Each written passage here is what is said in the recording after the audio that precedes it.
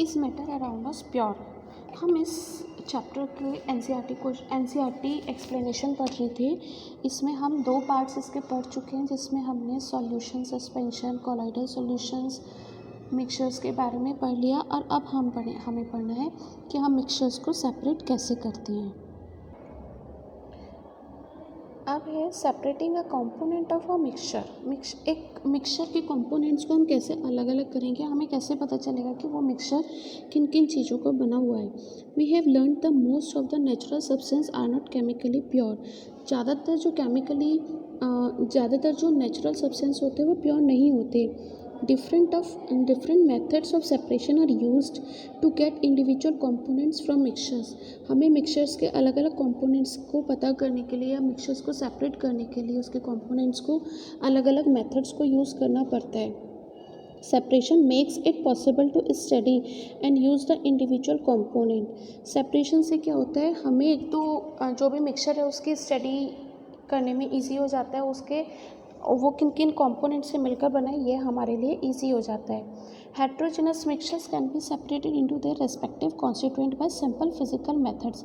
तो जो heterogeneous mixtures होते हैं वो फिज़िकल मेथड से like hand picking, sieving, filtration, हमने जैसे बालू में अगर मार्बल के पीसेस हैं तो हम उनको हाथ से उठा सकते हैं, छान कर सकते हैं। ये सब हम डेली लाइफ में देखते हैं। But sometimes special techniques have to be used for the separation of the components of a mixture. लेकिन कभी कभी क्या होता है, हमें मिक्सचर्स के कंपोनेंट्स को सेपरेट करने के लिए सिंपल फिजिकल मेथड से अलग भी कुछ और हमें टेक्निक्स यूज़ करनी पड़ती हैं जिससे हम उनको अलग अलग कर सकें।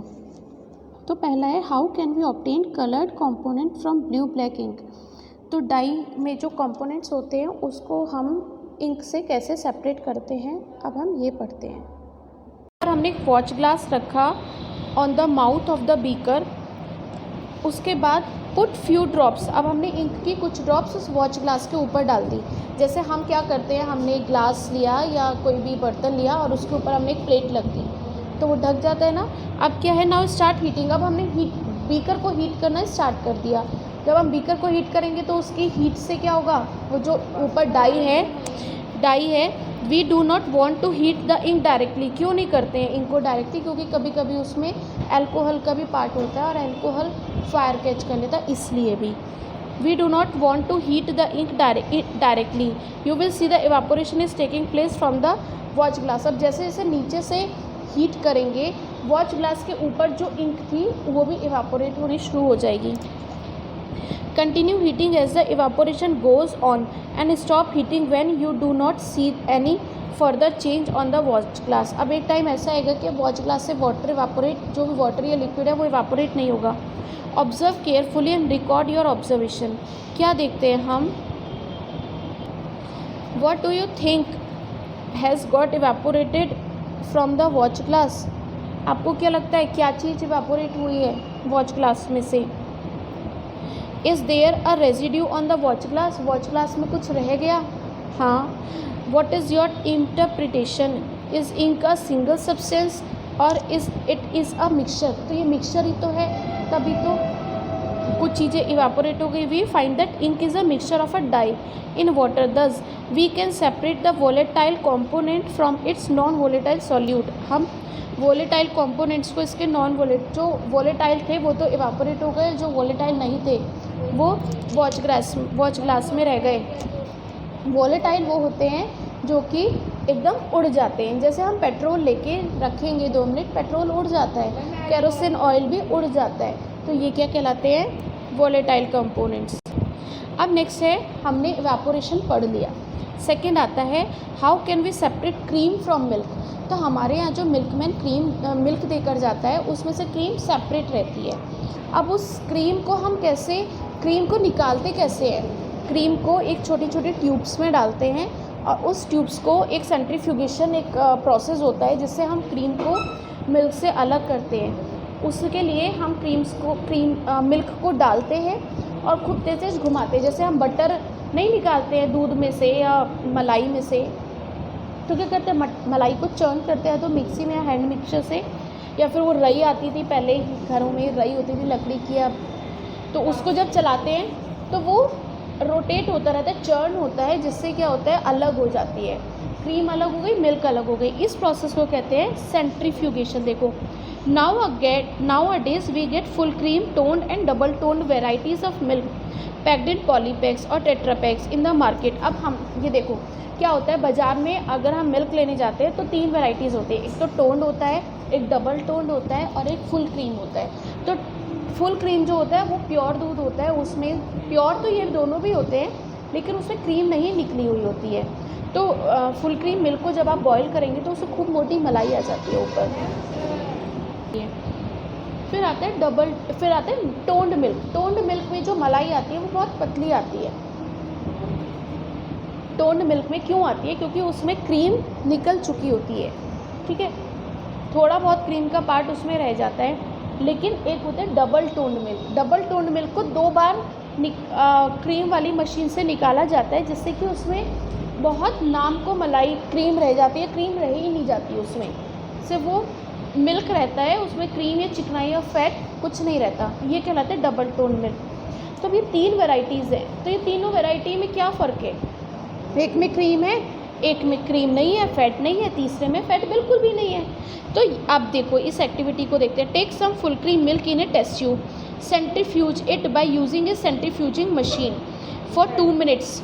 सेंट्रीफ्यूगिंग एक मशीन होती है जिसमें ट्यूब होती है, ट्यूब्स में हम मिल्क को डालते हैं और फिर वो ऐसे ऐसे झूलती नहीं, घूमती है खूब तेज़ तेज़। तो उससे क्या होता है, जैसे हम मिक्सी में मिल्क को चलाते हैं, बात वही की वही आ गई, वो तेज़ तेज़ ट्यूब्स घूमती हैं, जिससे कि बटर तो ऊपर आ जाता है या क्रीम ऊपर आ जाती है और नीचे मिल्क रह जाता है। If a centrifuging machine is not available in the school, you can do this activity at home by using milk churner use in the kitchen. जैसे मट्ठा या छाछ बनाने वाली मशीन भी आती है, वो भी गोल गोल गोल गोल घुमाती है। If you have a milk dairy near by, visit it and ask how they separate cream from milk and how they make cheese from milk. Paneer कैसे बनाते हैं, ये सब है। What do you observe on churning the milk. जब हम milk को churn करते हैं घर पे, तो हम सब ने देखा हुआ है, तो उसमें क्या होता है, ऊपर क्रीम आ जाती है। Explain how the separation of cream from milk takes place by churning.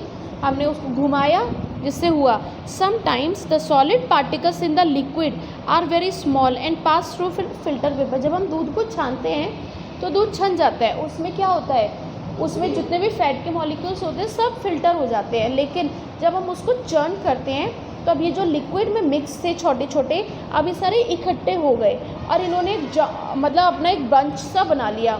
फिर जब हम इसको फ़िल्टर करते हैं तो हमारा दूध अलग हो जाता है और क्रीम अलग हो जाती है। For such particles the filtration technique can not be use for separation. Such mixtures are separated by centrifugation.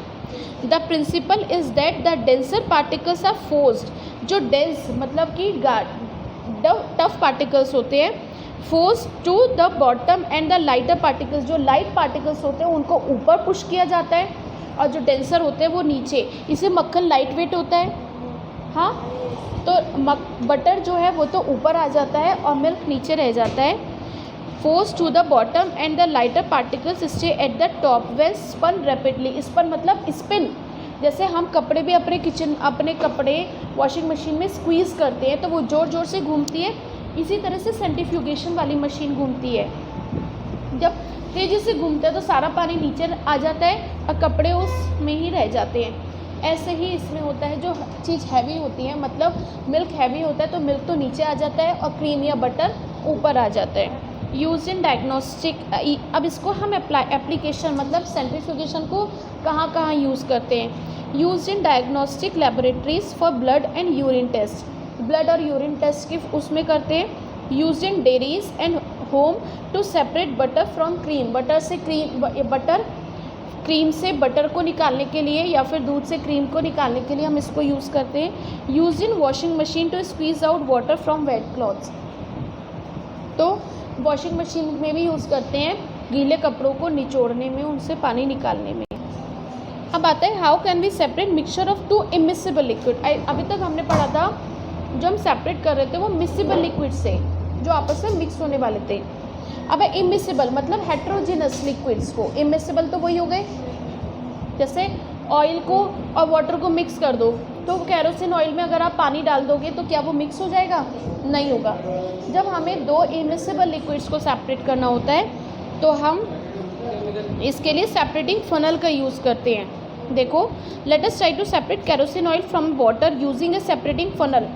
अब क्या होता है, केरोसिन ऑयल और वाटर को हम सेपरेटिंग फनल में डालते हैं और उसका लिड बंद कर देते हैं। उसके बाद उसको शेक करके टांग दिया। थोड़ी देर बाद क्या होता है, वाटर तो नीचे आ जाएगा और केरोसिन ऑयल ऊपर आ जाएगा।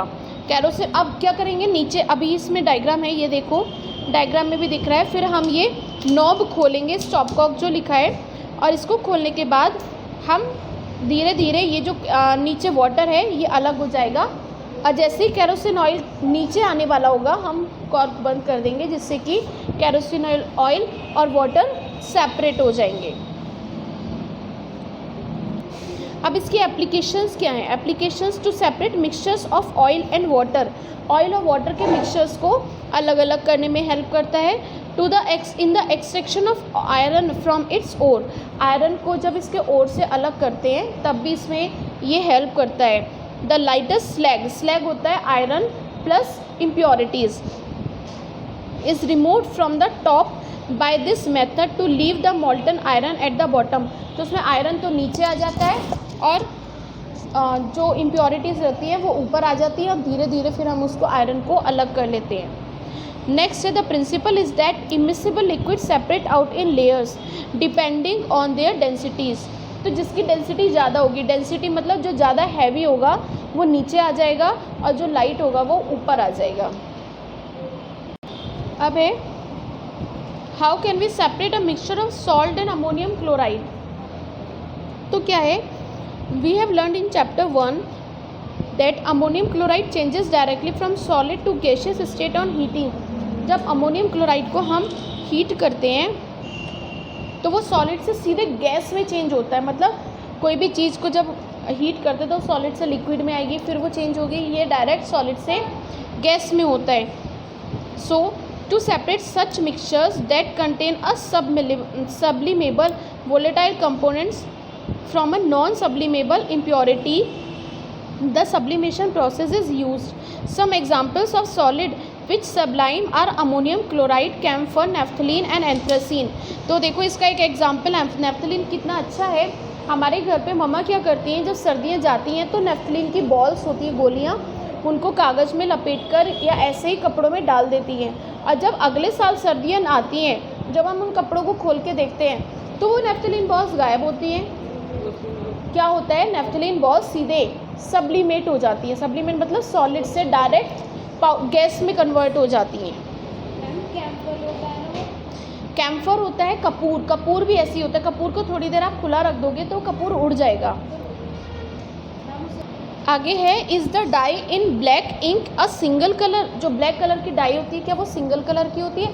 इसके लिए हम क्या करते हैं, एक एक्टिविटी करते हैं। हमने एक फ़िल्टर पेपर लिया और उस पर एक लाइन ड्रॉ कर ली by using a pencil approximate 3 centimetre above the lower edge, put a small drop. अब उस लाइन पर मतलब हमने कागज़ लिया और उस पर हमने एक 3 सेंटीमीटर ऊंचा लाइन खींच ली पेंसिल से, और उसके बाद उस पर हमने एक ड्रॉप लगा दी इंक की।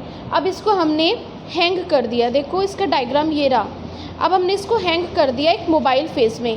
अब क्या होता है, वाटर धीरे धीरे इस कागज़ के टच में आते ही कागज़ में भी पानी, जो भी लिक्विड हमने डाला है इसमें बीकर में या जार में, वो धीरे धीरे कागज़ के साथ ऊपर चढ़ता चला जाएगा। अब ये कागज़ पूरा भीग जाएगा। अब क्या होगा, कागज़ पे जो भी चीज़ें या फिल्टर पेपर पे जो भी चीज़ें ऊपर चढ़ती जा रही थी लिक्विड, वो उनके साथ इंक के भी कुछ कुछ पार्टिकल्स धीरे धीरे ऊपर चलते चले गए। और ये प्रोसेस कहलाता है क्रोमेटोग्राफी। क्रोमेटोग्राफी में क्या होता है, जितने कलर्स के वो बने हैं उतने ही उसमें लाइंस, उतने ही डॉट्स दिखने लग जाएंगे। इसका आंसर नहीं, इसका तीसरी नहीं दिखाया है। बहुत अच्छे से पता चलता है क्रोमेटोग्राफी कैसे होती है।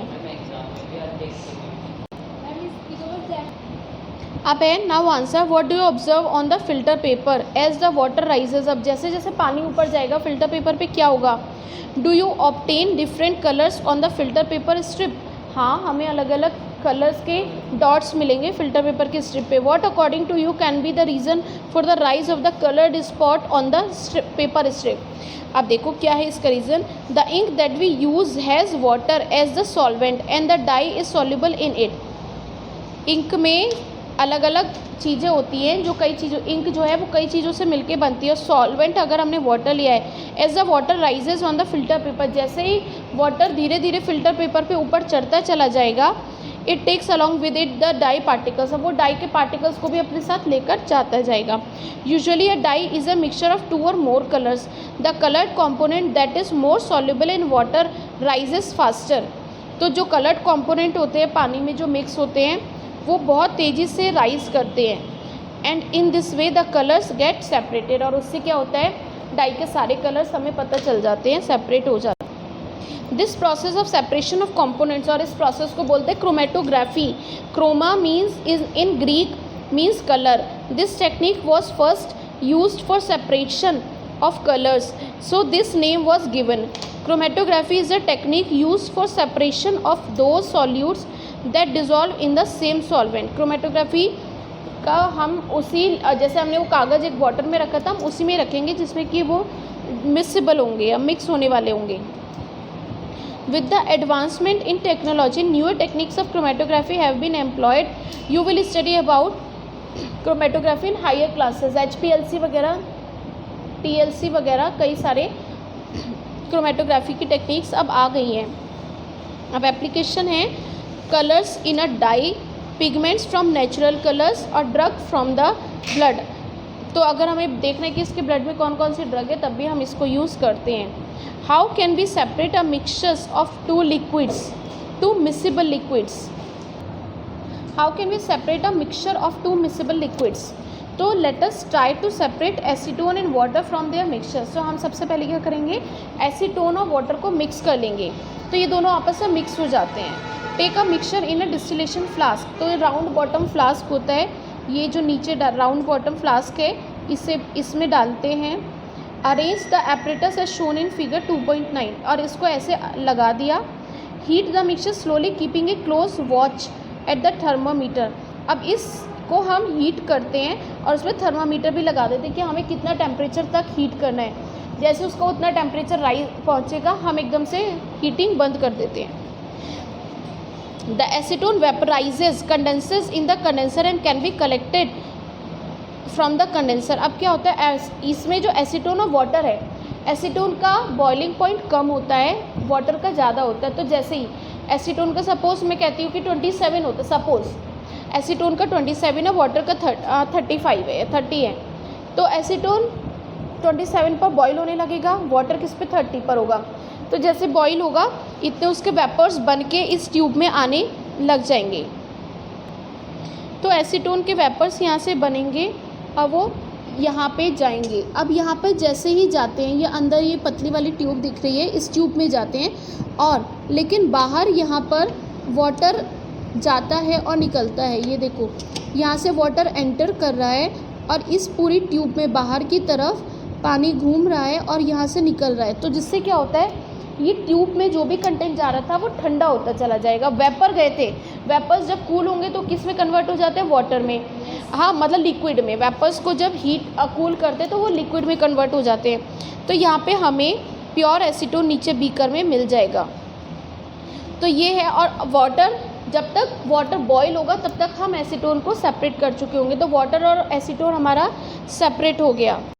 What do you observe as you start heating the mixture. जैसे आप मिक्सचर को हीट करने स्टार्ट करते तो क्या होता है, at what temperature does the thermometer reading become constant for some time. और what is the boiling point of acetone, why do the 2 component separate. कैसे देखो अब इसके आंसर हैं. This method is called distillation. It is use for the separation of components of a mixture containing 2 miscible liquids that boil without decomposition and have sufficient difference in their boiling point. तो miscible liquid जिनके boiling point में difference था उन्हें हमने कर लिया separate. तो separate है mixture. अब अगर 2 mixtures को हीट करें जिनके बॉइलिंग पॉइंट में 225 केल्विन का डिफरेंस हो, से कम का डिफरेंस हो, तो उसके लिए हम फ्रैक्शनल डिस्टिलेशन का यूज़ करते हैं। For example, for the separation of different gases from air, different fractions from petroleum products etcetera, the apparatus is similar to that for simple distillation except that a fractional distillating column is fitted in between the distillation flask and the condenser। तो देखो इसमें और उसमें बस इतना ही फ़र्क होता है, इसमें एक डिस्टिलेशन कॉलम, ये फ्रैक्शनल डिस्टिलेशन का कॉलम लगा हुआ है ऊपर, जिसमें गोल गोल से दिख रहे हैं आपको छोटे छोटे, और दूसरा बाकी की इसमें सेम होता है। तो जनरली क्वेश्चन पेपर में यही पूछा जाता है कि फ्रैक्शनल डिस्टिलेशन और डिस्टिलेशन में क्या डिफरेंस है। तो फ्रैक्शनल डिस्टिलेशन में हम उन्हीं दो चीज़ों को सेपरेट करते हैं जिनका बॉइलिंग पॉइंट बहुत में डिफरेंस कम होता है, और डिस्टिलेशन में जिनका बॉइलिंग पॉइंट में काफ़ी डिफरेंस होता है उसमें। तो फ्रैक्शनल में क्या होता है, जैसे एक चीज़ बॉयल होती है, ऊपर जाती है वो कूल हो जाती है, नीचे आ जाती है, लेकिन दूसरा सीधे बॉयल होता है, कूल होने की बजाय वो सीधे सेपरेट आउट हो जाता है। नेक्स्ट वीडियो में हम पढ़ेंगे how can we obtain different gases from air. Thank you so much for watching the video. Bye bye.